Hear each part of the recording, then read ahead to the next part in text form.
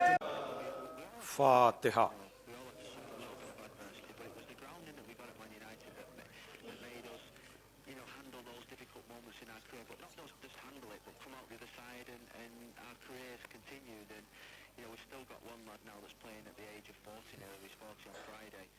اعوذ باللہ من الشیطان اللعین الرجیم.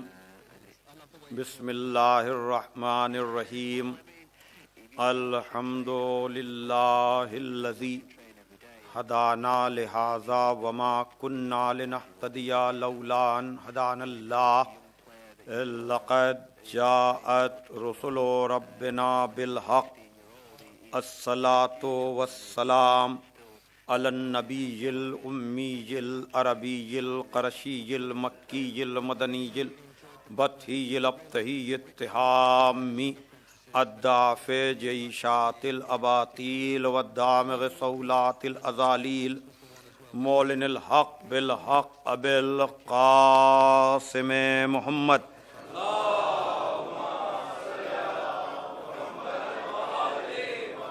وعلی اہل بیتہ الطیبین الطاہرین المعصومین المظلومین الذین اذھب اللہ عنہم الرجس وطہرہم تطہیرا.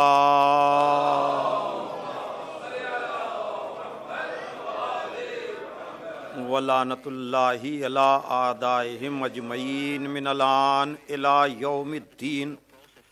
اما بعد فقد قال علی علیہ السلام لا یقاس بآل محمد صلی اللہ علیہ وآلہ من هذه الامة احد ہم اساس الدین و عماد الیقین. صلوات بھیجے محمد والے.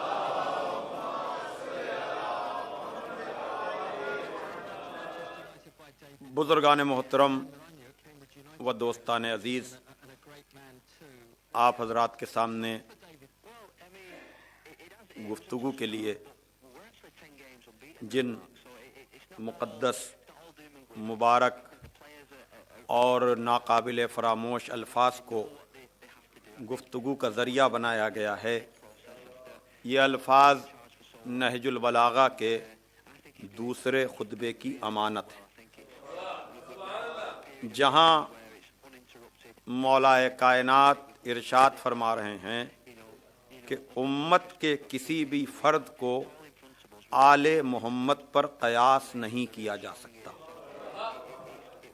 ہم اساس الدین و عماد الیقین، اس لیے کہ آل محمد ہی دین کی بنیاد ہیں اور یہی یقین کے ستون ہیں. عزیزان محترم، بظاہر ایک مختصر سا جملہ ہے، لیکن اپنے اندر اتنی گہرائی، گہرائی لیے ہوئے ہے کہ مجھ جیسا ادنا خطیب بھی اگر مسلسل اس پر بولے تب بھی پر کئی تقریریں ہو جائیں لیکن بات مکمل نہ ہو. امت اور ہے، آل محمد اور ہے.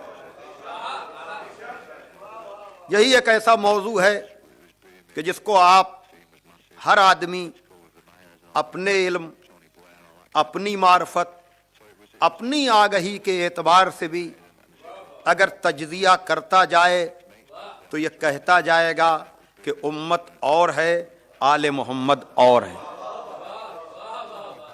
مختلف صفتوں کو آپ سامنے رکھیں، مثلا علم، حلم، فصاحت، بلاغت، شجاعت، سب کو یہ صفتیں دیں، پھر علم آل محمد کا ذکر کریں اور کہیں کہ امت اور ہے، آل محمد اور ہیں. اوروں کی شجاعتوں کا ذکر کریں، آل محمد کی شجاعت کا ذکر کریں، پھر کہیں کہ امت اور ہے، آل محمد اور ہے. اوروں کے سلسلے کا تعارف کرائیں، پھر آل محمد کا تعارف کرائیں. ایک صلوات بھیجئے محمد و آل محمد پر.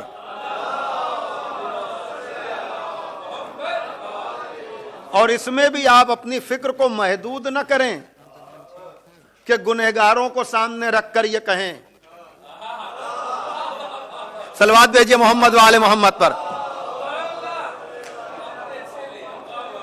نہ اپنی فکر کو محدود نہ کریں کہ چھوٹے چھوٹے لوگوں کو لے کر کے آئیں. بھائی توجہ کیجیے گا. نہ اپنی فکر کو محدود نہ کریں کہ مکے مدینے کے گنہگاروں کو لے کر آئیں جن کی کوئی پہچان نہیں, جن کی کوئی شناخت نہیں, جن کا کوئی شجرہ نہیں, جن کا کوئی حسب نہیں, جن کا کوئی نسب نہیں, جن کا کوئی سلسلہ نہیں, جن کے سلسلے کی کڑیاں ٹوٹی ہوئی ہیں. صلوات بھیجے نا محمد. ان لوگوں کو نہ لائیں, بڑے لوگوں کو لائیں, نبیوں کو لائیں, رسولوں کو لائیں. صلوات بھیجے محمد وآل محمد پر.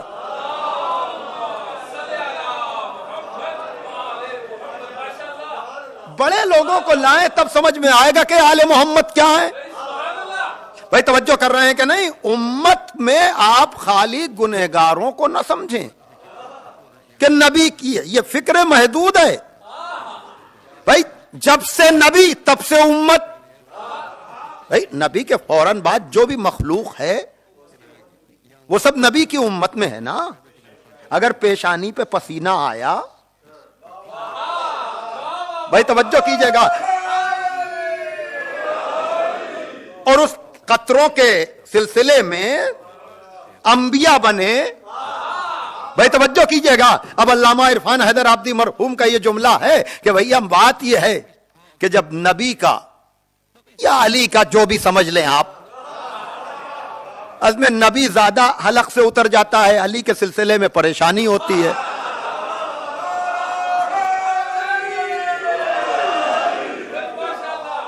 لیکن اب یہ تو پرابلم ہے نا. آپ مجھے بتائیں,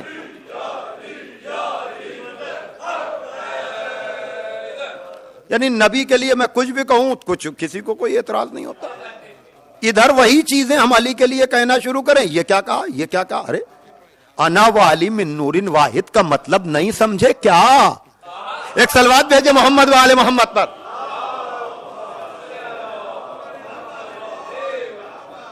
بھائی جو بھی چیز آپ لے کر آئیں, پھر اس کے بعد آپ دیکھیں, تب ہے تقابل کا مزہ. اور یہ شعر میرا یاد رہنا چاہیے, آپ کو تو یاد ہی رہنا چاہیے کہ ہم تقابل, یہ تو مجبوری میں یہ مسائل پیدا ہوتے ہیں کہ جو ہے وہ تقابل میں ایسے لوگ آ جاتے ہیں. مولا کائنات نے نہج البلاغہ میں کہا کہ ان لوگوں سے ہمارا کیا مقابلہ ہے, کیا تقابل ہے. مثلاً جو ہے وہ یہ تو دنیا کی ستم ظریفی ہے, ورنہ یعنی کہیں سے کہیں تک یعنی ایک نجاست زیادہ اور ایک جوہر طہارت سیدہ.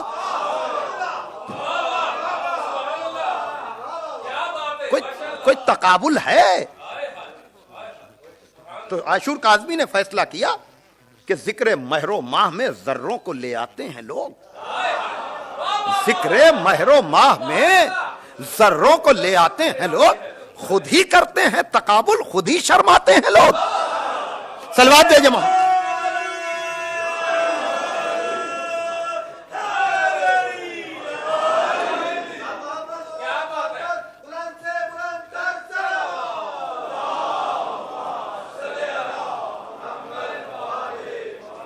یعنی تقابل کی کوئی اگر بات ہو تو کم از کم انبیاء ہوں, کم از کم. اور اگر آپ کو خالی سمجھنا ہے, کیونکہ آدمی چاہتا ہے حوالے, اور میں ہمیشہ کہتا ہوں محبت سے سمجھو گے تو بات اور ہے, حوالوں سے سمجھو گے تو بات اور ہے. ایک صلوات بھیجیے محمد وآل محمد پر.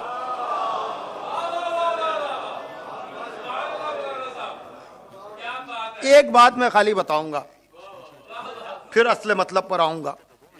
کتاب کا نام عیون اخبار رضا. पहली बात ये समझ लीजिए कि अंबिया की तारीख में जो अजमत, जो बुजुर्गी, एक कम 1,24,000 अंबिया की तारीख में जो शरफ जनाब इब्राहिम को है वो किसी नबी को नहीं। ये पहले ये बात आप समझ लीजिए।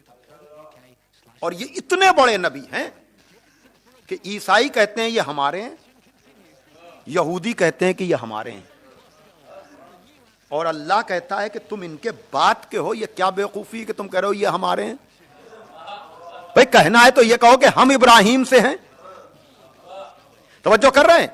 तो जनाब इब्राहिम, ये हर अज़ादार, हर मोमिन इस बात को अगर जहन में रखेगा तो कभी भी अजमत आले मोहम्मद या उनसे मुताल्लिक कभी किसी चीज पर, देखिए अब ये जमाना ऐसा है कि अब सबको सब सुनते हैं, तो अब वो महदूद बात तो है नहीं कि करिए का या शहर का एक आलिम है, वो सबको जानता है और लोग सब उसे जानते हैं।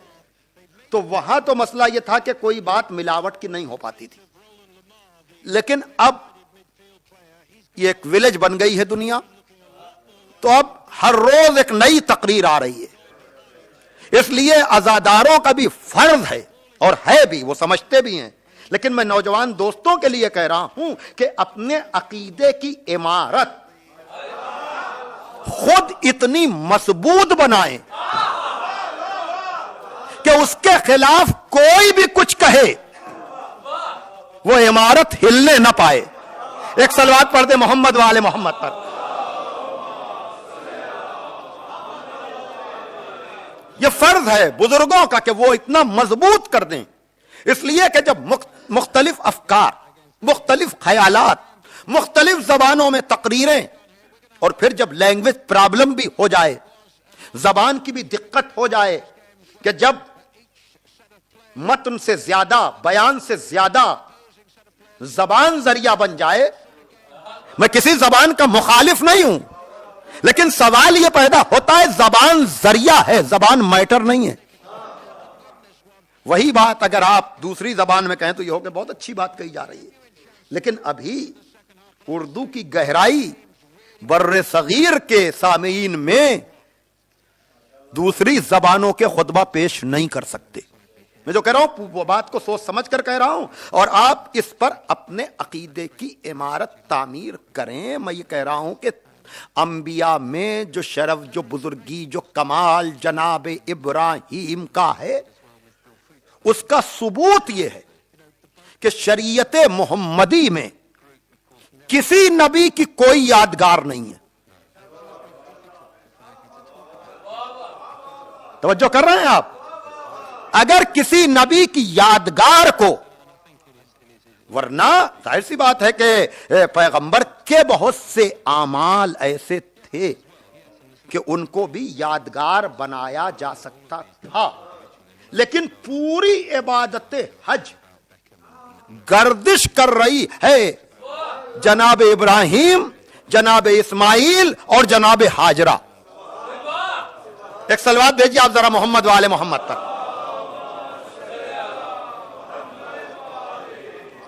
तवज्जो फरमाइए दान मोहतरम। तो बहरहाल, और कुर्बानी की इतनी अहमियत है इंदल्लाह, जो किसी चीज की नहीं है, जो किसी भी चीज की नहीं है, कि अगर बाप ने बेटे की गर्दन पे छुरी रखी तो खुदा ने उस याद को इबादत हज बना दी। तवज्जो फरमाइएगा, इस याद को इबादत हज बना दिया। बातें बहुत सी थी, लेकिन मैं गुजर कर आ गया यहां पर। फिर कभी इंशाअल्लाह तफसील से ये पूरा फलसफे शहादत व कुर्बानी मैं कभी आपके सामने पेश करूंगा, लेकिन इस वक्त इतना के अजीजा ने मोहतरम जनाब इब्राहिम ने बेटे की गर्दन पे छुरी रखी, बेटा बचा, बाप ने सामने देखा, देख कर कहा माबूद ये हुआ क्या? का वो फदैना हो बिज़िब्हिन अजीम, हमने इस कुर्बानी को ज़िब्ह अजीम से बदल दिया। का माबूद वो ज़िब्ह अजीम होगा कौन? उम्मत और है, آل محمد اور ہیں، اور امت میں خالی گنہگار نہیں، انبیاء بھی ہیں. بھائی توجہ کیجئے گا، انبیاء بھی ہیں، امت پیغمبر میں انبیاء بھی ہیں. اب جب جناب ابراہیم نے یہ دیکھا کہ بیٹا بچ گیا، اور بچنے کے نتیجے میں اللہ اکبر، اس لیے کہ جناب ابراہیم کا ارادہ یہ نہیں تھا کہ میرا بیٹا بچ جائے، انہوں نے تو پورے خلوص کے ساتھ گردن پہ چھری رکھی تھی، لیکن بچا. اب یہی ہے قضاء و قدر کے بیچ میں بدا. توجہ کیجئے گا، میں وہ علمی مسائل اور فلسفی مسائل نہیں چھوڑوں گا، لیکن بہرحال بیٹا بچا. کہا ہوگا کون؟ کہا کہ آخری نبی کا نواسا. سنیے گا فرق کیا ہے اور انبیاء کا اور ہمارے ائمہ کا.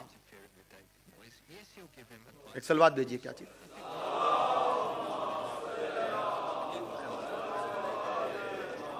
بآواز بلند تر سراوات.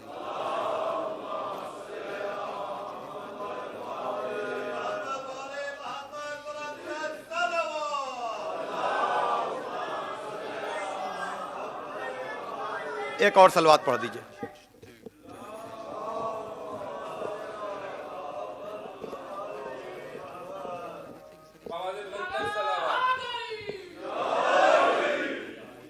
ایک اور سلوات پڑھیں آپ.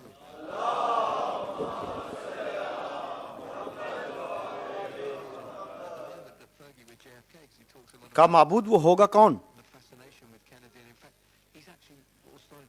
کہا کہ آخری نبی کا نواسا. عیون اخبار رضا میں پوری روایت جا کر دیکھیے گا، بڑی معتبر کتاب ہے ہماری. امام رضا علیہ الصلوۃ والسلام کی ساری روایتیں ہیں اس میں.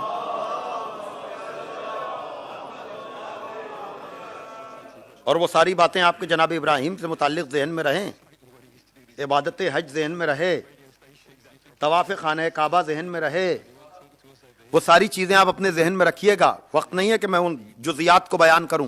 بہرحال کا معبود تو کون ہوگا؟ کہ آخری نبی کا نواسا. اب تفصیل ظاہر سی بات ہے کہ ذاکر خدا، سننے والے ابراہیم.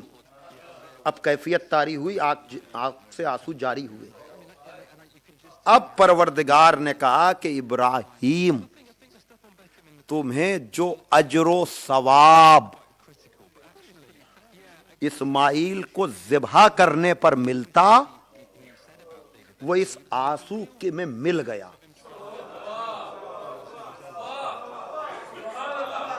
آپ اندازہ کر رہے ہیں کہ کیا ہیں آل محمد؟ یعنی جو بیٹے کے ذبح کرنے کا ثواب خلیل اللہ کو ملتا، وہ اجر آخری نبی کے نواسے کو یاد کر کے ثبوت محبت دینے میں مل گیا. توجہ کر رہے ہیں؟ اب ظاہر سی بات ہے کہ اشعار کا میں سہارا لیتا ہوں. اب یہاں پر علامہ اقبال کا شکوہ ہو، ان کا جواب ہو، پھر علامہ جمیل مظہری کا یہ بند ہو، تب بات مکمل ہو کہ میں کہنا کیا چاہ رہا ہوں. توجہ کیجئے گا. دیکھیے عدل الہی کو چیلنج کرنا کسی کے بھی بس میں نہیں ہے، لیکن یہ سرکار سید الشہداء کی قربانی ہے. توجہ کیجئے گا کہ جسے سامنے رکھ کر ایک عزادار یہ پروردگار سے گفتگو کر سکتا ہے کہ تول میزان عدالت میں ذرا رب جلیل، تول میزان عدالت میں ذرا رب جلیل، ایک طرف صبر حسین ایک طرف عزم خلیل. تول میزان عدالت میں ذرا رب جلیل، ایک طرف صبر حسین ایک طرف عزم خلیل. شرط انصاف ہے اے خالق افکار جمیل، شرط انصاف ہے اے خالق افکار جمیل. اس طرف اون محمد ہیں، ادھر ہیں اسماعیل. اس طرف اون محمد ہیں، ادھر ہیں اسماعیل. ذبح فرزند پہ راضی با ارادہ تو نہ تھی ہاجرہ، صبر میں زینب سے زیادہ تو نہ تھی. صلوات بھیجے محمد و آل محمد پر.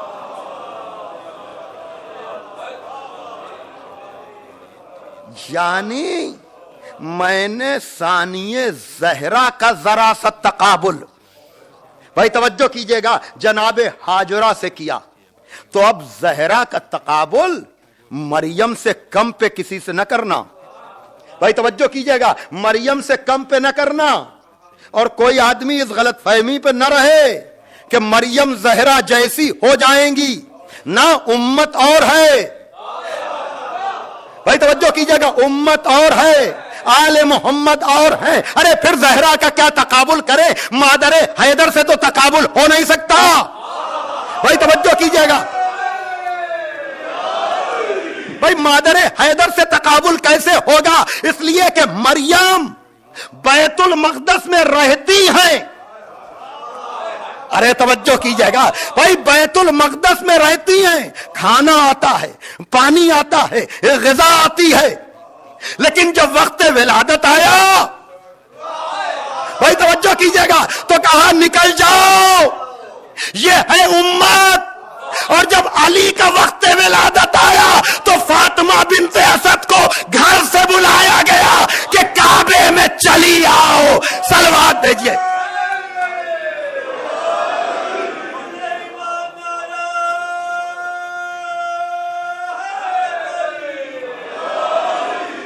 بھائی ایک صلوات،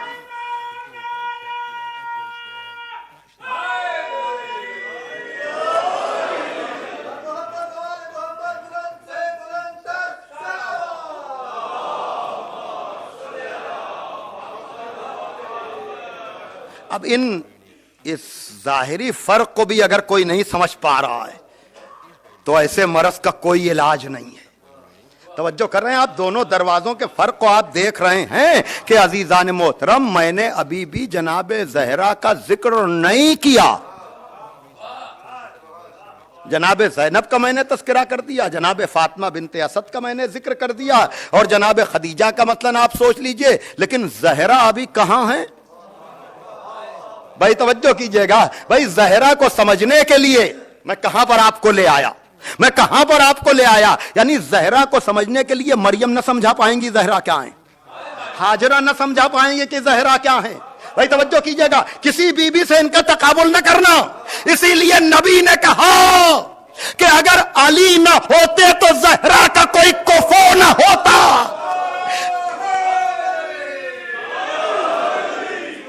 بھائی باواز بلند نعرہ صلوات بھیجیے۔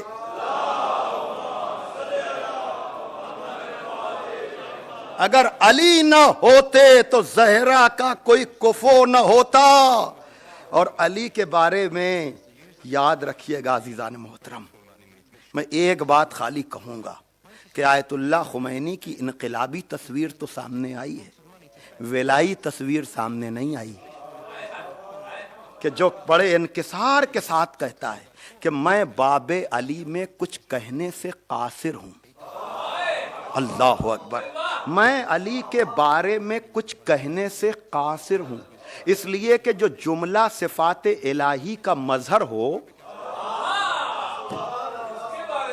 جو اللہ کی ساری صفتوں کا مظہر ہو، میں اس کے بارے میں کہوں گا کیا؟ میں آج بھی میرے پاس اتفاق سے وہ کتاب بار بار وہ پڑھنے کو دل چاہتا ہے، اب اپنا اپنا مزاج ہوتا ہے، حالانکہ وہ کتاب کا نام ہے آئین حکومت اسلامی، مجھے وہاں کی حکومت سے کوئی مطلب نہیں ہے، وہ ان کے اپنے مسائل ہیں، وہ بدلتے رہتے ہیں۔ ایک صلوات دیجئے ذرا محمد و آل محمد پر۔ میں بات کر رہا ہوں اس ولایت علی کی کہ جہاں پر انہوں نے اسی کتاب میں لکھا کہ اگر خندق کے میدان میں کوئی اور تلوار چلاتا امر کے مقابلے میں تو اسے خالی جہاد کا ثواب ملتا۔ بھائی توجہ کیجئے گا، امت اور ہے، آل محمد اور ہیں، بھائی جو کام کرتا وہی ثواب۔ میرے پاس کتاب رکھی اردو میں، آپ دیکھیے گا، جہاں خندق کا ذکر آیت اللہ خمینی نے کیا ہے، وہاں یہ کہا کہ اگر اور کوئی تلوار چلاتا تو اسے خالی ایک ضربت کا ثواب ملتا، جو جہاد میں ہے، لیکن جب علی نے چلائی، بھائی توجہ کیجئے گا، تو خالی ضربت کا ثواب نہیں، بلکہ نبی نے کہا ضربت علی یوم الخندق افضل من عبادت الثقلین۔ اللہ اکبر، اللہ اکبر۔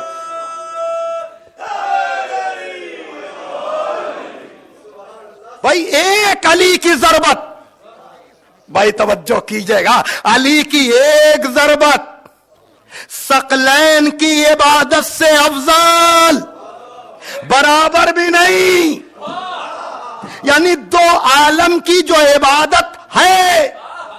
اب مجھے نہیں معلوم آپ کس کس کی عبادت کو اس پلے میں رکھیں گے، اور علی کی ایک ضربت۔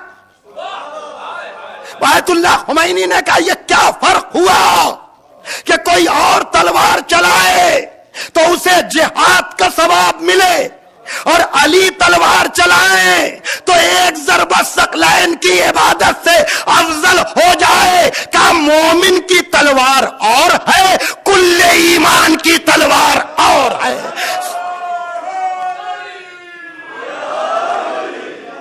بآواز بلند نعرے۔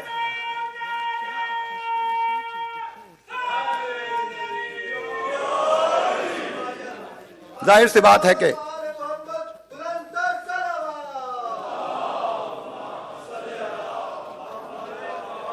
اگر موقع رہا اور کوئی بات دوسرا کوئی موضوع نہ آیا تو انشاءاللہ 14 دسمبر کی جو میں مجلس پڑھنے آؤں گا اس میں آج کی نامکمل باتوں کو پھر انشاءاللہ، اس لیے کہ بڑی تیزی سے وقت آدھا گھنٹہ ہونے والا ہے، آپ کو پتہ نہیں کیا لگا۔ ایک صلوات بھیجے محمد و آل محمد پر۔ تو عزیزان محترم، اصل مسئلہ یہ ہے کہ امت کو کسی بھی طرح سے آپ آل محمد جیسا نہ سمجھیے گا۔ یہ ہر آدمی کو سمجھ لینا چاہیے کہ جب ابراہیم جیسے نبی سے ان کا تقابل نہیں ہو سکتا تو کوئی چھوٹا موٹا یہ باتیں کرنے کی کوئی زحمت نہ کرے۔ یہ جو فیشن ہے نا کہ اب خیر اب جرأتیں تو وہاں تک ہیں کہ لوگ مولا علی اور حسین بننے کی بھی ناکام صحیح کر رہے ہیں، وہ ایک بحث پوری الگ ہے، لیکن میں تو یہ کہتا ہوں کہ بات انسان بھی بننا مشکل ہے۔ بھائی توجہ کیجئے گا، انسان کے بعد ہے مسلمان، مسلمان کے بعد ہے مومن، مومن کے بعد ہیں با وفا اصحاب رسول، با وفا اصحاب رسول، اس کے بعد ہے امام حسن اور امام حسین۔ بھائی توجہ کیجئے گا، تو یہ کوئی بلا وجہ کی بحث نہ چھیڑے کہ ہمیں بھی اپنی کربلا دیکھنی چاہیے۔ نعرہ بہت اچھا ہے، کربلا روز نہیں بنتی، اس چکر میں نہ رہیے گا۔ امام حسین نے حد بندی کر دی ہے، جیسے صحابی مجھے ملے ویسے نہ میرے نانا کو ملے، نہ میرے بابا کو ملے، نہ میرے بھائی حسن کو ملے۔ اور میں بتاؤں تقسیم، چلیے میں آپ سب سے ووٹ دلواتا ہوں، آپ مجھے بتائیے کیا نبی کے ساتھ جتنے بھی بدر و احد میں تھے سب جنتی؟ ارے میں کیا کر رہا ہوں، توجہ فرمائیے گا۔ ارے نبی کو چھوڑیے، ہو سکتا ہے کوئی برا مان جائے، بھائی مولا علی کے ساتھ کیا صفین و جمل میں جو تھے کیا سب جنتی؟ امام حسن کے ساتھ کیا جو سب تھے؟ خدا کی قسم سوائے حسین کے اصحاب کے 100% ہیں کہاں؟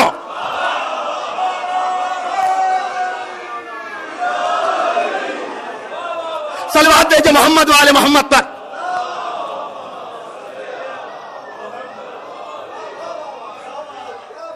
سو 100% کا مسئلہ تو یہ جو ٹھیک ہے تبرکن آپ کہیے کہ وہ حر بن گئے، میں حر بھی تو کوئی بن نہیں سکتا، پتا ہے، اور یہ خطابت نہیں ہے۔ علامہ عرفان حیدر عابدی مرحوم نے لکھنؤ میں تقریر کرتے ہوئے ایک شعر پڑھا، بھئی یہ کسی بھی طرح سے آل محمد کا تقابل کوئی بھی اور کہا کہ اس حقیقت کی محمد سے گواہی لے لو، اس حقیقت کی محمد سے گواہی لے لو کہ فکر کی آخری منزل کو علی کہتے ہیں۔ اس حقیقت کی محمد سے گواہی لے لو کہ فکر کی آخری منزل کو علی کہتے ہیں۔ کہا جب اس شعر کو پڑھا تو لوگوں نے تعریف کی، تو میں نے کہا اگر فکر کی آخری منزل پر بھی علی سمجھ میں آ جائے تو علی علی نہ رہے۔ بھائی توجہ کیجئے گا، فکر کی آخری منزل پر بھی اگر علی سمجھ میں آ جائے تو علی علی نہ رہے۔ اب انہوں نے دوسرے 4 مصرے پڑھے اور جواب دیا جو میرے موضوع کے اندر کے اشعار ہیں وہ میں پیش کر رہا ہوں، اور وہ یہ کہ عزیزان محترم، بحر دانش کے شناوری کو در کہتے ہیں، بحر دانش کے شناوری کو در کہتے ہیں، ادب ہند میں اس لفظ کو گر کہتے ہیں، ادب ہند میں اس لفظ کو گر کہتے ہیں۔ فکر کی آخری منزل سے بھی بالا ہے علی، فکر کی آخری منزل کو تو حر کہتے ہیں۔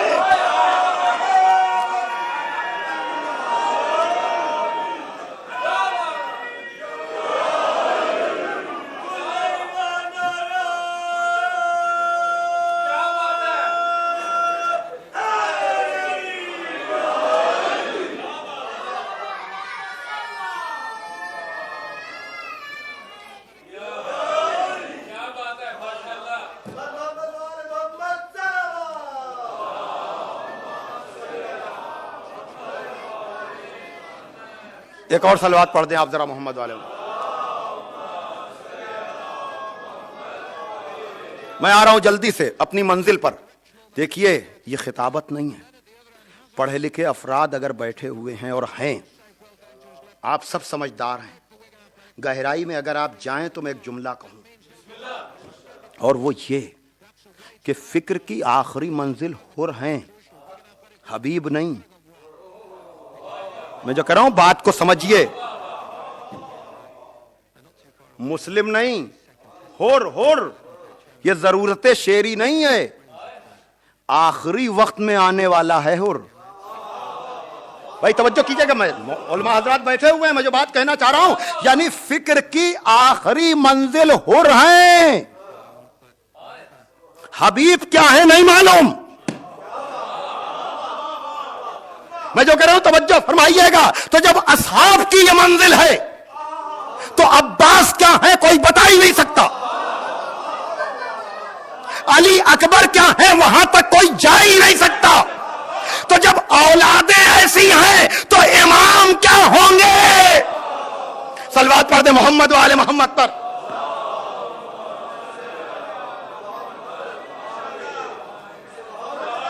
میں جو بھی کہہ رہا ہوں اس کو بہت سوچ سمجھ کر کہہ رہا ہوں، اس لیے کہ جناب علی اکبر کے لیے امام معصوم نے کہا ہے کہ جو صورت و سیرت رفتار و گفتار میں رسول کی شبیہ ہو، یہ آسان نہیں ہے اکبر کے لیے، یہ کسی شاعر کا قصیدہ نہیں ہے، یہ منیت رسول پر فائز ہونے والے حسین کی سند ہے۔ اور حر کے لیے، حر اس سال کا یہ شعر جو میں زور دے کر نہیں پڑھوں گا کہ بہرحال سارے شرف ظاہری طور پر جو حر کو مل رہے ہیں یہ اسی لیے کہ پہلے حر کو سمجھو تب آگے جاؤ۔ بھائی توجہ کیجئے، میں روک رہا ہوں آپ کو، پہلے حر کو سمجھو جو آخری وقت میں آنے والا ہے، جب اس کا یہ شرف ہے، جب اس کو رومال زہرا مل رہا ہے۔ توجہ کر رہے ہیں؟ عجب طرح سے شاعر نے کہا کہ باندھ کر رومال زہرا ابن زہرا نے کہا، باندھ کر رومال زہرا ابن زہرا نے کہا ساری دنیا کا مقدر حر کی پیشانی میں ہے۔ صلوات پڑھ دے محمد و آل محمد پر۔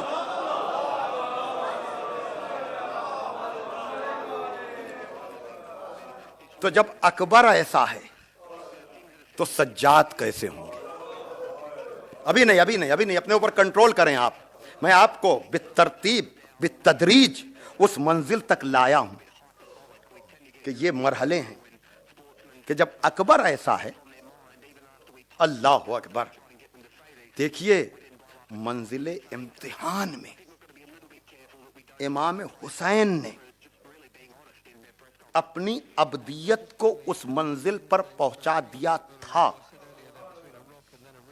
کہ اگر محمد کے بعد محمد کا سلسلہ نہ ہوتا، توجہ کیجئے گا، تو حسین کے بعد کوئی قدم رکھ نہیں سکتا۔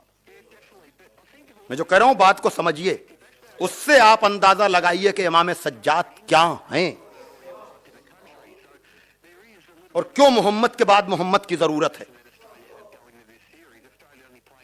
اس لیے کہ امام حسین مثلا پیغمبر نے بات جہاں تک پہنچا دی تھی، اگر مولا علی بھی محمد نہ ہوتے تو اس کے بعد کیا ہدایت کی ذمہ داری کوئی اور لے سکتا تھا؟ بات کو سمجھیے کہ کیوں محمد کے بعد محمد کی ضرورت ہے۔ امام علی نے اپنے صبر کے ذریعے سے قربانی کو جس منزل پر پہنچا دیا تھا، اگر علی کے بعد پھر محمد نہ ہوتا تو سلسلہ ہدایت کے آگے بڑھ سکتا تھا۔ امام حسن نے اپنی صلحوں کے ذریعے سے ہدایت کو جس کمال پہ پہنچا دیا تھا، اگر پھر بعد میں محمد نہ ہوتا تو حسین کرتے کیا؟ توجہ کر رہے ہیں نا؟ اسی طرح سے امتحان، یہی نہیں، یہ جو پنجاب کے ذاکرین جو یہ جملہ کہتے ہیں کہ فضیلت جو بڑی تھی تو مصیبت بھی بڑی تھی، وہ خالی جملہ نہیں ہے، اس میں اپنی حقیقتیں چھپی ہوئی ہیں۔ اگر آپ کنٹرول کریں تو میں شعر پڑھوں، یہ خطابت نہیں ہے کہ جہاں پر، اور پھر کیا بتاؤں، مجھے بات سمجھانا پڑتی ہے، میں چاہتا ہوں بات دل میں اترے، وقت زیادہ میں نہیں لوں گا۔ اقبال کا یہ شعر کہ خودی کو کر بلند اتنا کہ ہر تقدیر سے پہلے خدا بندے سے خود پوچھے بتا تیری رضا کیا ہے، یہ جو عام طور سے آدمی سمجھتا ہے کہ یہ شعر اقبال کا امام حسین کے لیے، امام حسین کے لیے نہیں، یہ دوسرے انبیاء کے لیے ہے کہ جنہوں نے امتحانات تو دیے لیکن ایک منزل پر آ کر انہوں نے کہا کہ معبود بس، جیسے ہی اس نبی نے بس کہا ادھر سے آواز آئی بتا تیری رضا کیا ہے۔ لیکن تاریخ آدم و عالم میں ایک انسان ہے حسین کہ جو کربلا گزارنے کے بعد بھی بس نہیں کہتا بلکہ خود معبود سے پوچھتا ہے بتا تیری رضا کیا ہے۔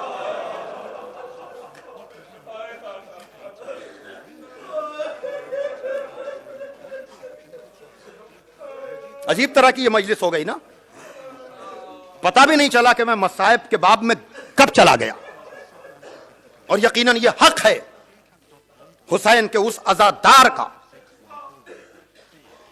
کہ جس کو آپ نذران عقیدت اور خراج عقیدت پیش کرنے کے لیے یہاں پر جمع ہوئے ہیں۔ ہماری شاعری فرضی نہیں ہوتی، یقیناً بن جو پڑھنے جا رہا ہوں وہ مصائب کا کمال ہے، لیکن جانا اس سے آگے ہے۔ بات آپ سمجھ رہے ہیں؟ کربلا سے آگے ہے سجاد ترجمان بن کر۔ اور اب میں وہ جملہ کہوں گا جو میں نے اس وقت نہیں کہا تھا کہ ہم کسی منزل پر نہیں ہیں، لیکن یاد حسین میں ہم انبیاء سے مشترک ہو جاتے ہیں کہ جب سرکار سید الشہداء بدن پہ علی اکبر کا لہو، چہرے پہ علی اصغر کا لہو، بتا معبود تیری رضا کیا ہے؟ حسین مجبور نہیں ہے، حسین علی کا بیٹا ہے، بتا تیری رضا کیا ہے؟ اب شاعر کہتا ہے لاشوں پہ لاشیں لا چکے بس اے حسین بس، تیروں پہ تیر کھا چکے بس اے حسین بس، زخموں پہ زخم پا چکے بس اے حسین بس، ہم تم کو آزما چکے، ہم تم کو آزما چکے بس اے حسین بس، اب سر کو جھکا دو خنجر بیداد کے لیے، اب سر کو جھکا دو خنجر بیداد کے لیے، کچھ امتحان چھوڑ دو سجاد کے لیے۔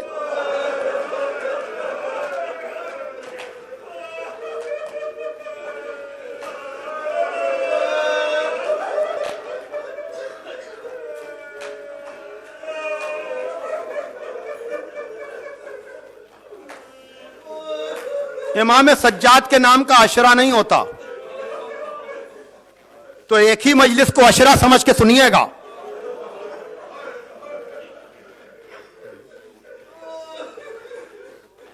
पता है आपको सज्जाद क्या है? मसाहिब पढ़ूंगा मैं इत्मीनान से, बड़ा हक है हुसैन के अज़ादार का। आपने मजलिस पढ़ी, सुनी, यहां तक आए, बीच में भी गिरिया हुआ, लेकिन कितने एहतिमाम के बाद, कितने इंतजाम के बाद। आपको मालूम है ये चौथा इमाम कैसे मजलिसें करता था?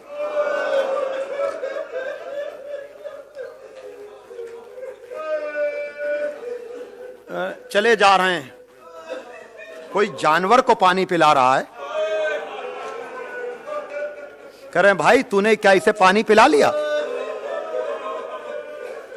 कहता था मौला जब तक 3 मर्तबा पानी पर से मुंह नहीं हटा लेता हम उसे ज़िबा नहीं करते। हमारा और आपका इमाम करबला का रुख करता था, कहता था हाय मेरा बाबा, हाय मेरा बाबा, जिसे 3 दिन का भूखा प्यासा कौन खंजर से ज़िबा किया गया। जज़ाकुम रब्बकुम। अज़ादारो, पहली मंजिल क्या है मैं आपको बता दूं। बीबी ज़हरा की कब्र पर जब शहजादियां जाती थीं तो चराग गुल कर दिया जाता था।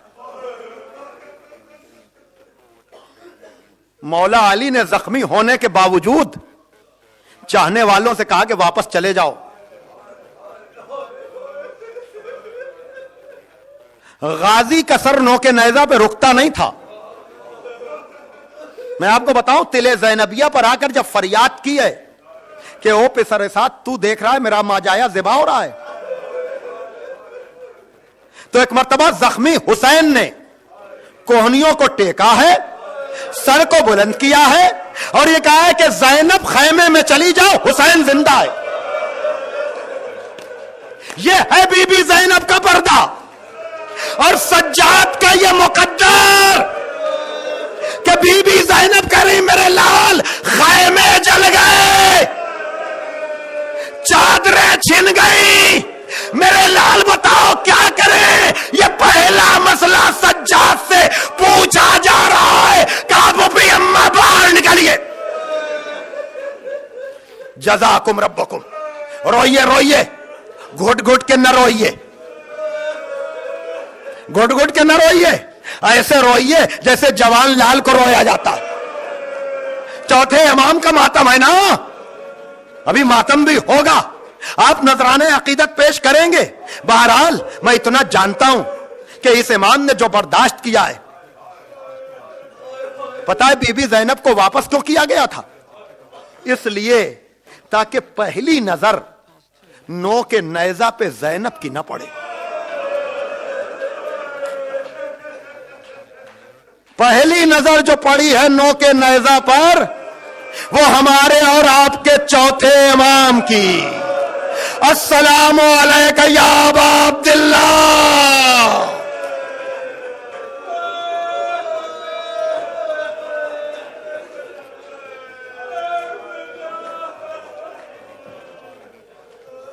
11वीं मुहर्रम। अज़ादारों, में एक बात आपसे पूछूंगा, मख्तल से गुजरना क्या आसान था?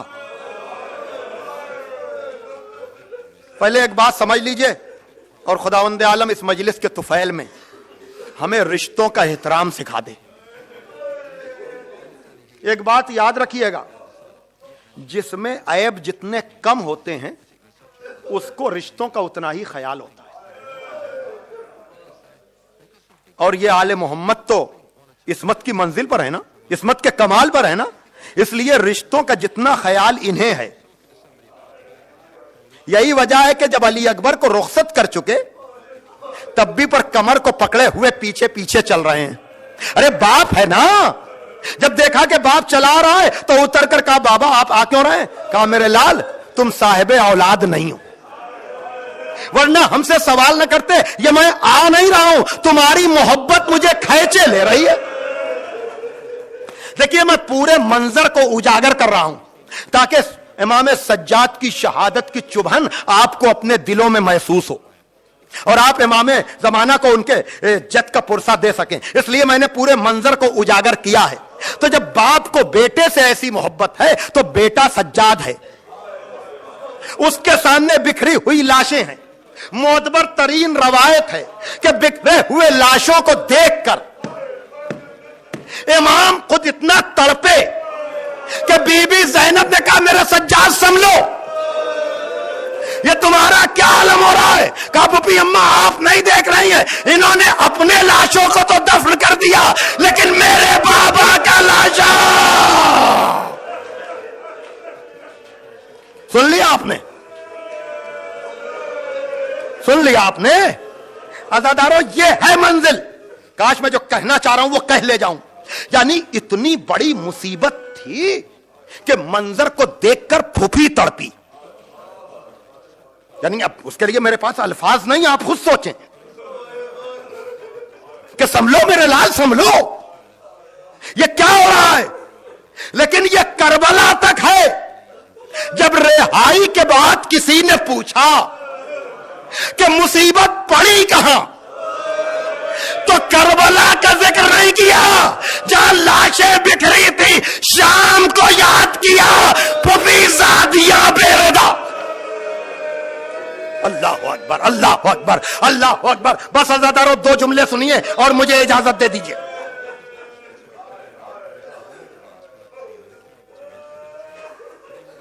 ہر بیوی نے بڑا ساتھ دیا سجاد کا, ہر بیوی نے, چاہے وہ بی بی سکینہ ہو, چاہے بی بی زینب ہو, چاہے بی بی رباب ہو, سب نے بہت سنبھالا. میں نے بتایا نا کہ مقتل میں کہا اپنے کو سنبھالو, جلتے ہوئے خیموں سے نکال کر لائیں.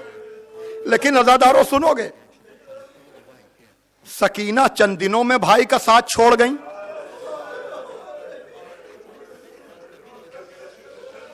زیادہ دن باپ کی جدائی سکینہ برداشت نہ کر سکی. بی بی رباب ماں ہے, اصغر کو یاد کرتے کرتے چند سالوں میں چلی گئی. بی بی زینب کی بھی شہادت 64-65 ہجری میں ہو گئی.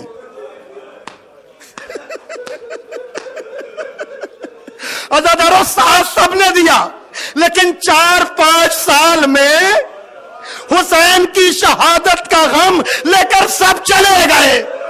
اب سجاد ہو اس کی قسمت. پتا ہے آپ کو یہ امام تقریباً 40 برس اپنے بابا کو یاد کر کے روتا رہا, ہائے میرا بابا. جزاکم ربکم. یہاں تک کہ 25ویں محرم آئی جب آپ کا اور ہمارا چوتھا امام اس دنیا سے یہ حسرت لے کر چلا گیا, ہائے میرے بابا کا لاشا بے گورو کفن. اب امام باقر غسل دیتے جاتے ہیں, کربلا کو یاد کرتے جاتے ہیں. اب جو سجاد کا جنازہ اٹھایا, کہا بابا آپ کا جنازہ تو اٹھ گیا لیکن دادا کا جنازہ کربلا میں گھوڑوں کی ٹاپوں میں پامال ہو گیا. واہ حسینہ, واہ مظلومہ, واہ سجادہ. تابوت آ رہا ہے, یاد کر لینا سجاد کا تابوت اٹھا, حسین کا جنازہ. واہ حسینہ.